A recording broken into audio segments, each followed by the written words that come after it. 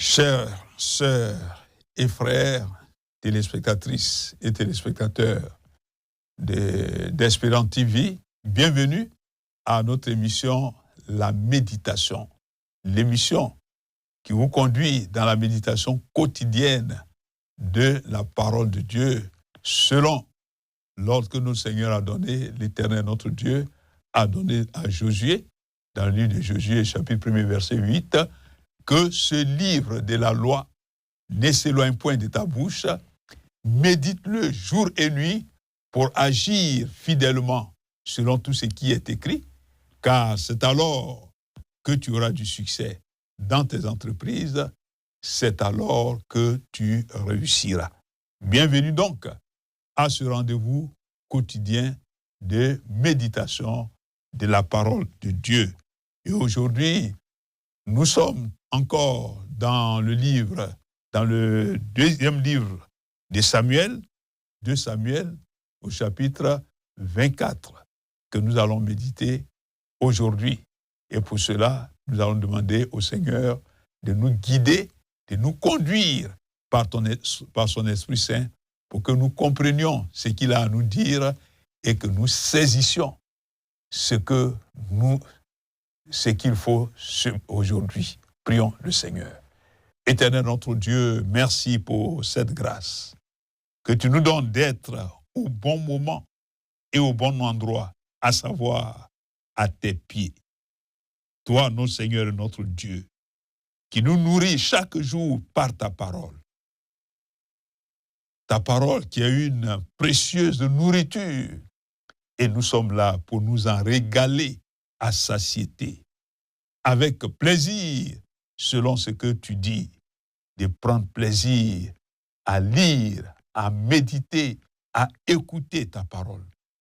Oh, je prie que tu conduis ce moment pour que chacun et chacune de mes frères et de mes sœurs qui suivent cette émission puissent trouver du plaisir à lire ta parole chaque jour. Que ta grâce soit sur chacun de nous et donne-nous de comprendre ce qui nous est réservé aujourd'hui au nom de Jésus. Amen. Voilà le texte que le lecteur de la Bible nous propose aujourd'hui pour notre méditation. C'est dans le deuxième livre de Samuel, 2 Samuel chapitre 24, du premier verset au verset 14. Je fais maintenant la lecture. Verset 1er. La colère de l'Éternel s'enflamma de nouveau contre Israël. Et il excita David contre eux en disant, « Va, fais le dénombrement d'Israël et de Juda. » Et le roi dit à Joab, qui était chef de l'armée et qui se trouvait près de lui, « Parcours toutes les tribus d'Israël, depuis Dan jusqu'à Beersheba, qu'on fasse le dénombrement du peuple et que je sache à combien il s'élève. » Joab dit au roi, « Que l'Éternel ton Dieu rende le peuple 100 fois plus nombreux et que les yeux du roi, mon Seigneur, le voient. Mais pourquoi le roi, mon Seigneur, veut-il faire cela? » Le roi persista dans l'ordre qu'il donnait à Joab et aux chefs de l'armée. Et Joab et les chefs de l'armée quittèrent le roi pour faire le dénombrement du peuple d'Israël.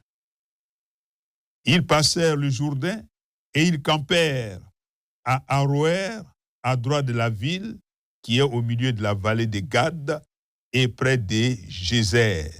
Ils allèrent en Galade et dans le pays des Tachtim, Otchi. Ils allèrent à Dan-Jan et aux environs de Sidon. Ils allèrent à la forteresse de Tyr et dans toutes les villes des Éviens et des Cananéens. Ils terminèrent par le midi de Juda à Beersheba. Ils parcoururent ainsi tout le pays et ils arrivèrent à Jérusalem au bout de 9 mois et 20 jours. Joab remit au roi le rôle du dénombrement du peuple il y avait en Israël 800 000 hommes de guerre tirant l'épée, et en Juda 500 000 hommes. Verset 10. David sentit battre son cœur après qu'il eut ainsi fait le dénombrement du peuple. Et il dit à l'Éternel, « J'ai commis un grand péché en faisant cela. Maintenant, ô Éternel, daigne pardonner l'iniquité de ton serviteur, car j'ai complètement agi en insensé. » Le lendemain, quand David se leva, la parole de l'Éternel fut ainsi adressée à Gad, le prophète, le voyant de David. Verset 12. Va dire à David, ainsi parle l'Éternel, je propose 3 fléaux, choisis-en un et je t'en frapperai. Gad alla vers David et lui dit, et lui fit connaître la chose en disant, veux-tu 7 années de famine dans ton pays, ou bien 3 mois de fuite devant tes ennemis qui te poursuivront, ou bien 3 jours de peste dans tout ton pays. Maintenant, choisis et vois ce que je dois répondre à celui qui m'a envoyé. David répondit à Gad, je suis dans une grande angoisse. Oh, tombons entre les mains de l'Éternel, car ses compassions sont immenses. Alléluia. Mais que je ne tombe pas entre les mains des hommes. Amen. Voici donc le texte que nous allons méditer aujourd'hui, toujours avec la méthode OIA du lecteur de la Bible, ce guide de méditation quotidienne de la parole de Dieu qui vous familiarise à la méditation de la parole de Dieu. Et selon cette méthode, la première phase, la première étape, c'est l'observation qui permet de dire de quoi parle le texte et qui permet aussi de situer le contexte général du texte afin de mieux le comprendre et l'ayant compris, on puisse donc passer à l'étape de l'interprétation qui précède la phase de l'application. Donc ici, brièvement, nous pouvons dire que nous sommes à la fin du règne du roi David, l'homme selon le cœur de Dieu. Et nous savons que ce règne n'a pas été facile. Il a connu des hauts et des bas, mais David est resté fidèle à l'Éternel et nous sommes donc dans les derniers jours de ce règne. Et c'est en ce moment-là que cette scène va se produire. David va prendre l'initiative de faire le dénombrement, ce qu'on appelait aujourd'hui le recensement du peuple de Dieu, sans l'autorisation du Seigneur. Et le texte nous dit que cela a suscité la colère de Dieu. Dieu n'a pas aimé cela, mais David s'est entêté à faire ce recensement, malgré même l'intervention de son chef d'état-major et de tous ces hauts dignitaires de l'armée, de son armée. David a tenu à faire ce recensement et après l'avoir fait, il va réaliser qu'il a fauté et il va demander pardon à Dieu. Dieu l'a pardonné, mais Dieu a décidé de le châtier.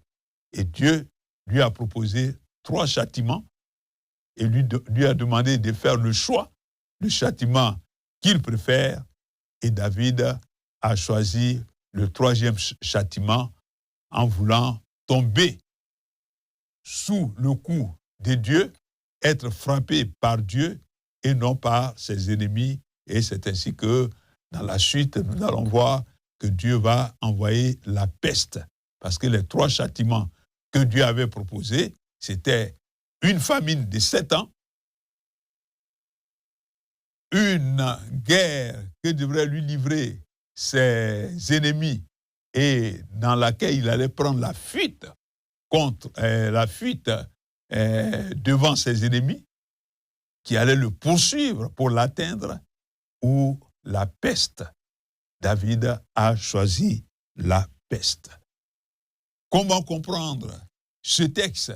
Le lecteur, pour en tirer les enseignements nécessaires pour notre marche avec Dieu, le lecteur de la Bible propose deux questions,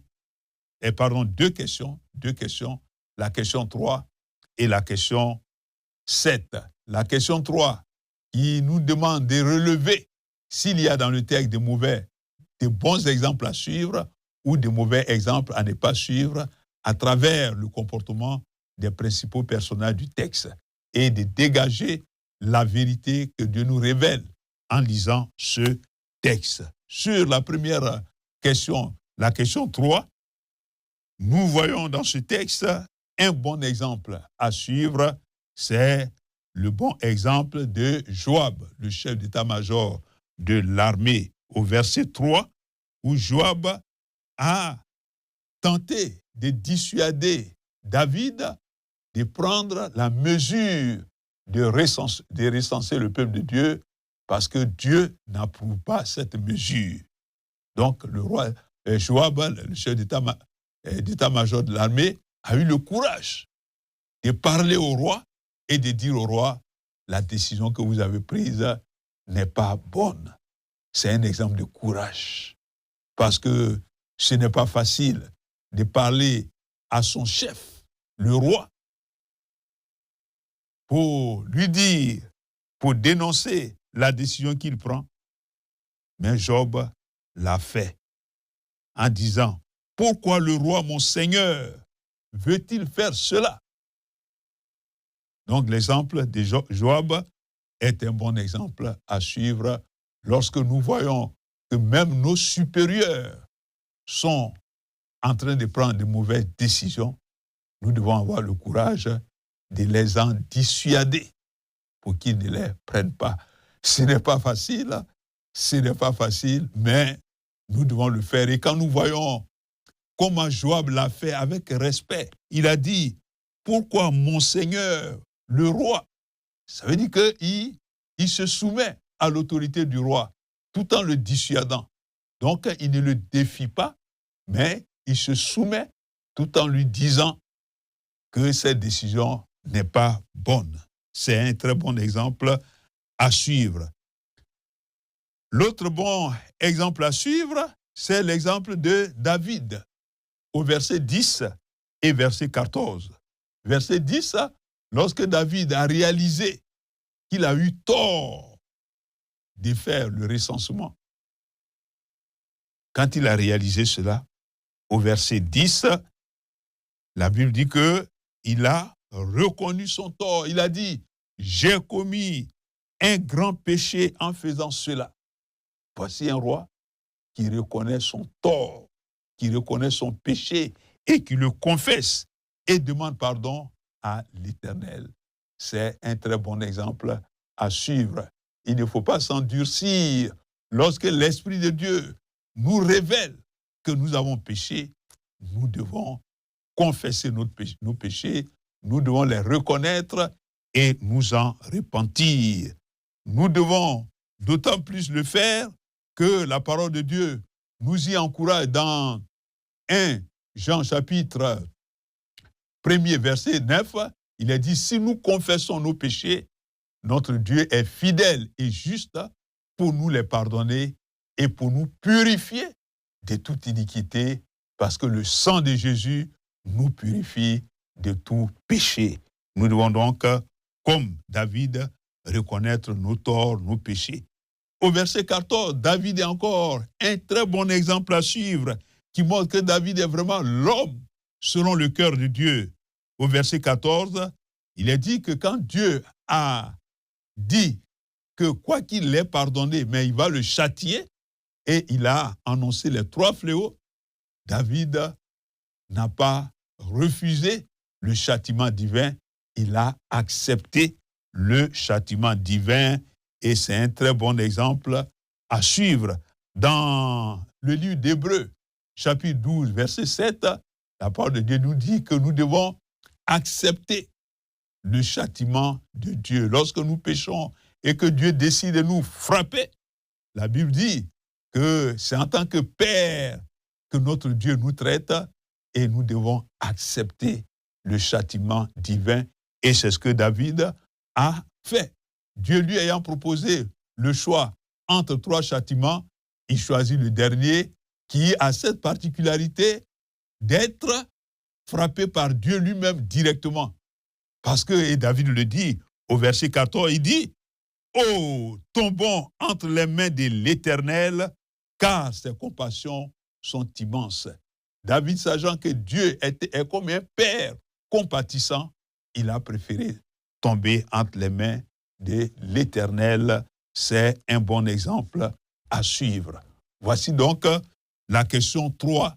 Y a-t-il un bon exemple à suivre? Mais il y a un mauvais exemple à ne pas suivre que j'ai oublié de relever.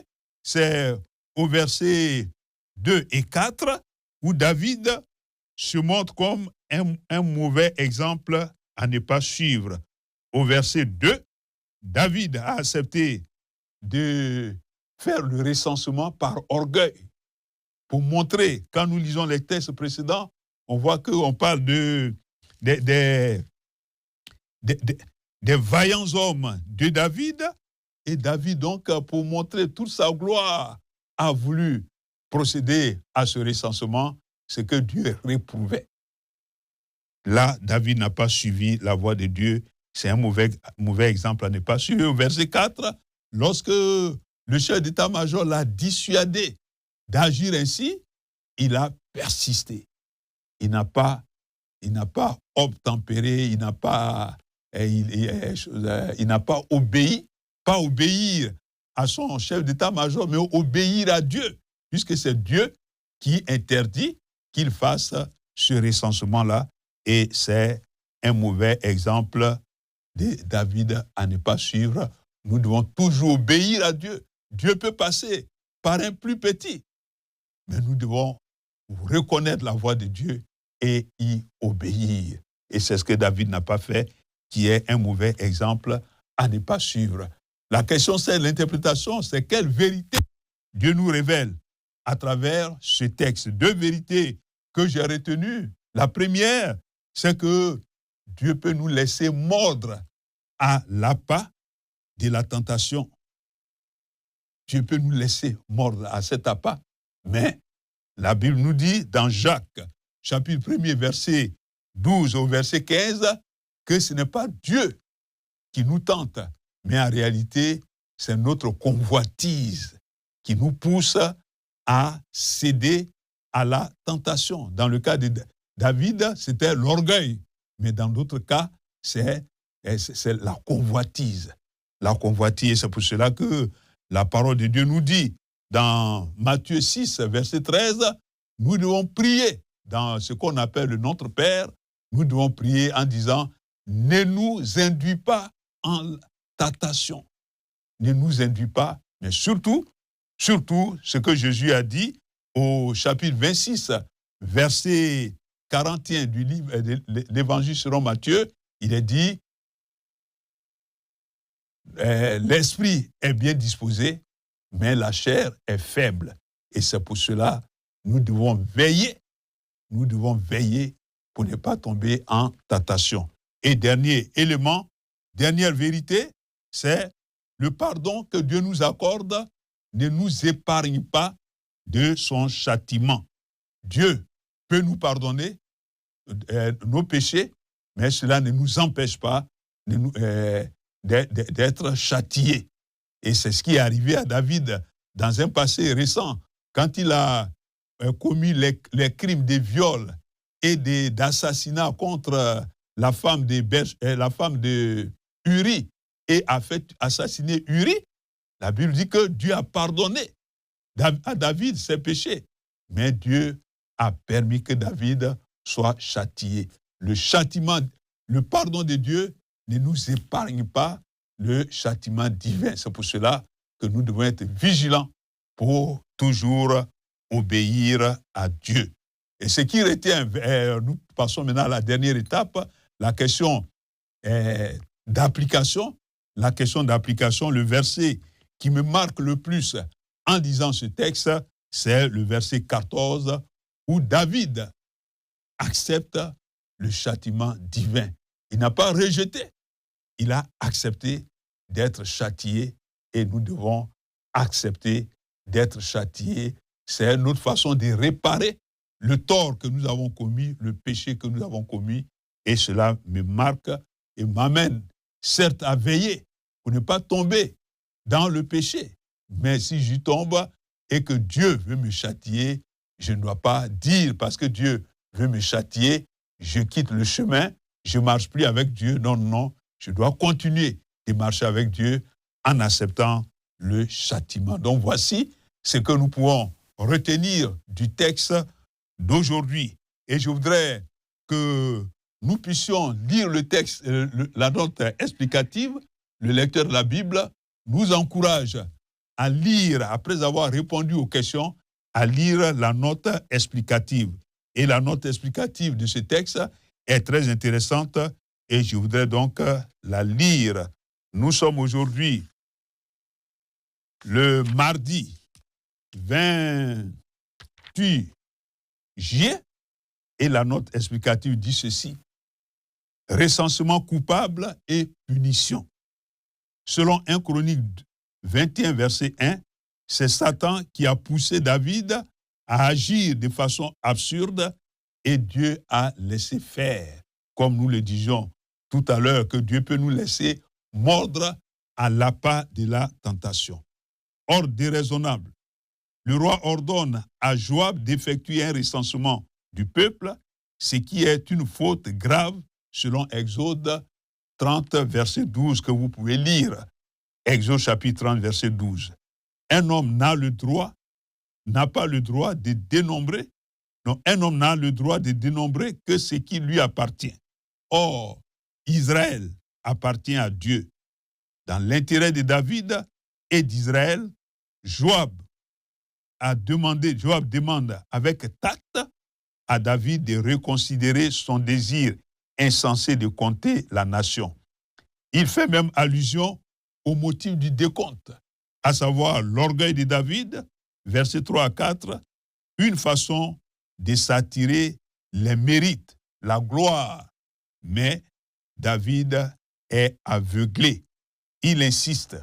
C'est à travers notre orgueil que l'ennemi parvient à ses fins. Or, Dieu résiste aux orgueilleux. Veillons donc à suivre les conseils avisés pour ne pas céder aux tentations. Culpabilité et jugement. Après presque 10 mois, les chiffres du recensement sont communiqués à David, mais dès qu'il entend, sa conscience se réveille et il prend conscience de sa folie. Il reconnaît sa folie. L'homme, selon le cœur de Dieu, a un cœur sensible au péché lorsqu'il est commis.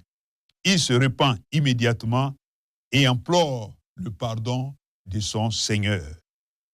Toute personne qui a une relation profonde et sincère avec Dieu se repent aussitôt du péché commis.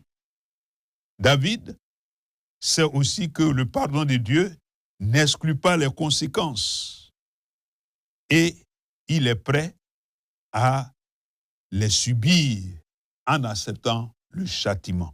Pour lui, se basant sur la miséricorde et la grâce de Dieu, il choisit l'épée de Dieu plutôt que celle de l'homme. L'épée de Dieu ici qui est la peste. À méditer.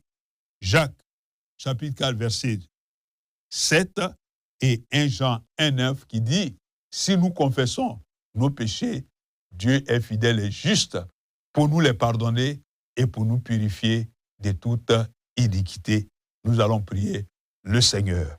Seigneur notre Dieu, merci pour ce texte que nous avons médité, où à travers les bons exemples, le mauvais exemple de David, tu nous encourages à être attentifs à ta voix, aux conseils que tu nous donnes à travers les hommes que tu envoies vers nous. Donne-nous d'avoir le discernement pour comprendre ce que tu nous reproches et que nous puissions nous ressaisir. Merci aussi pour le bon exemple de Joab qui a pris le courage de montrer la bonne voie à David et de le dissuader. Donne-nous d'être courageux lorsque même nos supérieurs sont dans l'erreur, que nous puissions avec tact et sagesse le leur révéler afin de les amener à se ressaisir. Je prie aussi que tu nous donnes d'être comme David, prompt à demander pardon, à confesser nos péchés pour les abandonner et aussi à accepter le châtiment qui nous amène à rester attachés à toi et à continuer poursuivre notre marche avec toi. Donne-nous, Seigneur notre Dieu, d'être vigilants, de veiller pour ne pas céder à la tentation et te rester fidèle dans notre marche avec toi. Béni soit ton nom pour cet enseignement que tu nous as donné aujourd'hui et que ta grâce soit sur ton peuple pour l'observer tout au long de cette journée et tout au long de la vie de chacun de nous. Au nom de Jésus, j'ai prié. Amen. Voilà. Merci pour ce moment que nous avons passé ensemble. Que le Seigneur vous bénisse.